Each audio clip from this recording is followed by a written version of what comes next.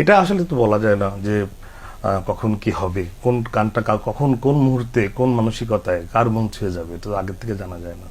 আমি আমার আমার মনের তাগিদে আমার গান রেকর্ড করেছি, কারো কাছে ধর্ণা দিইনি, নিজে রেকর্ড করেছি। যখন যে প্রোডাকশনের পছন্দ হয়েছে, আমাকে চেয়েছে, যথাযথ সম্মান এবং সম্মানই দিয়েছে, ওনারা প্রচার করেছেন। সো বাকিটা আল্লাহ পাকের ইচ্ছা।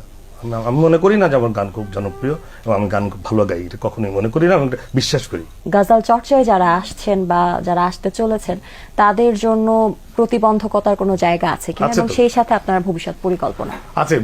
বাংলাদেশের প্রথম প্রতিবন্ধকতা হচ্ছে উচ্চারণ, তালাফুজ বলে উর্দুতে, ইংলিশে প্রোনাউন্সিয়েশন মারাত্মক। আমরা তো ভালো করে মুখস্থ, আমার মা বাংলা শিক্ষিকা, কিন্তু ভালো করে মুখস্থ বর্গের যা পার্থক্য করতে পারি না। সেখানে আমাদের জন্য ওই ধরনের উচ্চারণ করা, প্রপারলি গজল উচ্চারণ না করলে গজল গাওয়া উচিত না, একেবারে প্রপারলি উচ্চারণ করতে হবে। এবার আপনার ভবিষ্যৎ